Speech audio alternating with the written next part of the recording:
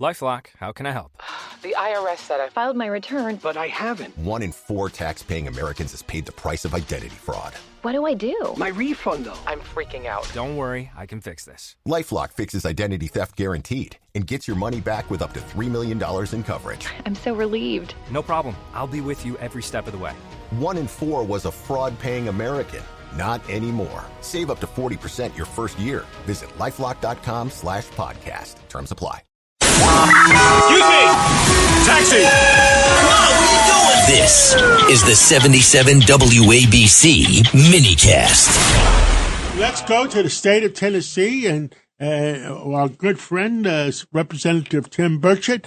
And, well, a lot of things going on, Mr. Congressman. Yes, sir. There is a whole lot going on, and I appreciate you acknowledging my heritage. Well, let me tell you something. I lived in Tennessee for a few years. I loved it. I mean, great people in Tennessee. Common sense people. Could you bring some common sense to New York, please, Congressman? Yeah, well, I went through there. It was the craziest thing. I was supposed to fly into LaGuardia, and they had that tragic plane crash, and then Kelsey in my office, she said, "Boss, we're going to take a train." And I said, "Well, I ain't never done that before." So anyway, I got on one of them crazy Amtrak things and fell asleep the whole way. And I guess it was a good ride. But anyway, I drove up through New Jersey and New York, and we had a Penn Station. We need a choo-choo. So. We need a train sound. Now, Congressman Burchett,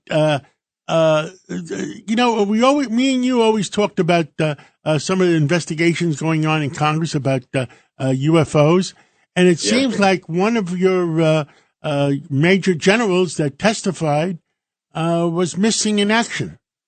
Yes, sir. We there's quite a bit of people. There's about a half a dozen folks that have disappeared or died under less than normal circumstances.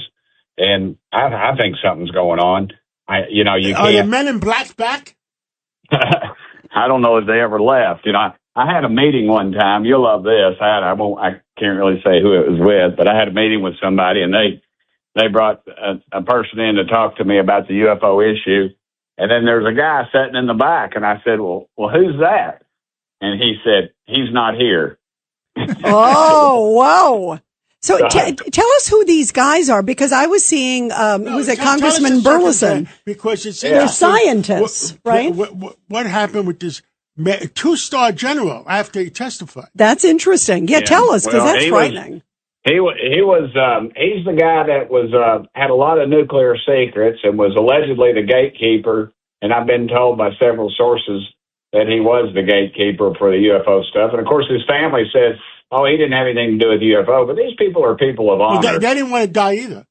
Yeah, and they don't tell their family. So their family isn't a target. So, from what I understand, he's a pretty honorable guy, and he leaves his house with his 38 in his holster, and he left his phone and went somewhere. So and left his phone and left his wallet. That's interesting. Yes, wow. Yeah. And Congressman, I understand there's others too, right? I was seeing that there's like a whole bunch of scientists that are also tied to some top secret stuff.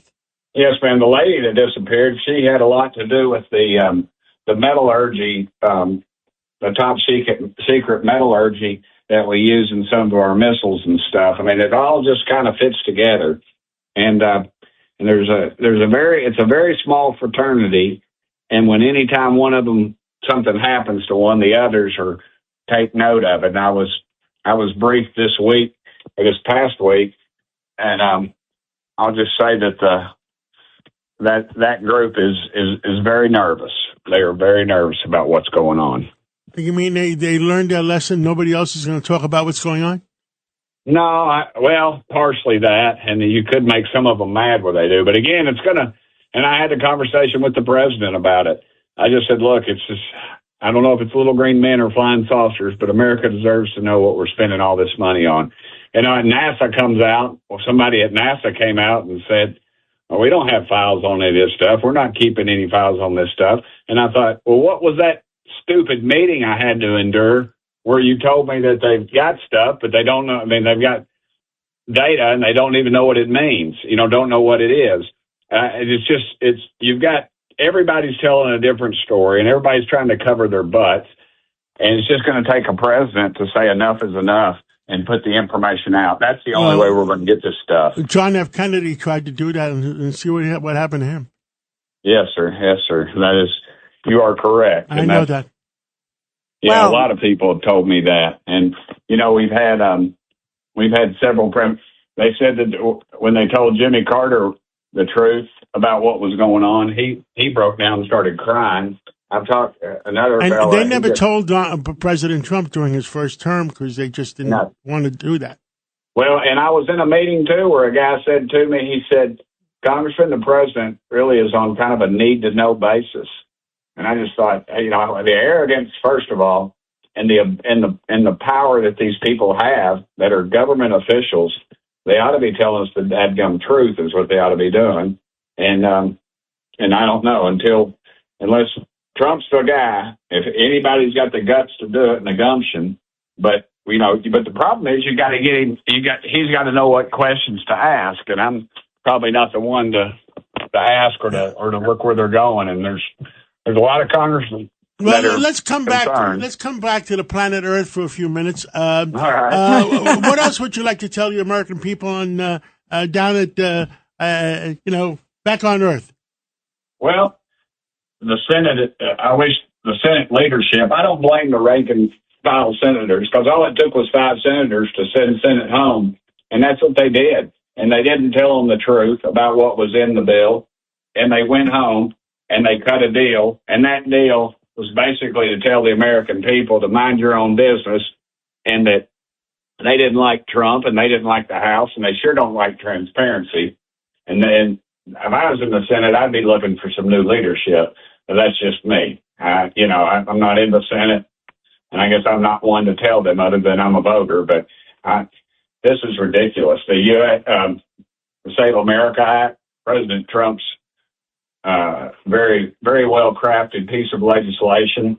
We should not have gone home until we address that. Yeah, and it's voter ID. I mean, that's the thing. It's voter ID. It's right. Don't believe the lies, and don't believe the No Kings March, which might as well be the Yes to Billionaires March, because that's who's funding the whole dadgum thing.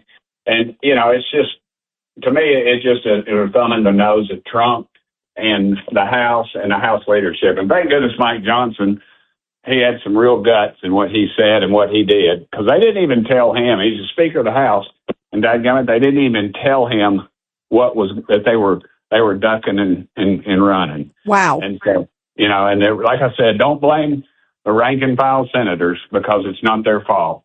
They were told wrong, and you got to trust your leadership at some point. I mean, you should be able to, but obviously they can't. Yeah, so, absolutely. Well, keep us posted. Yeah, something does. Well, thank you for sounding the alarm.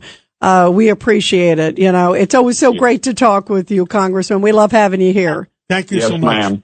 Thank y'all. Love y'all. Love you too. Thank you very much.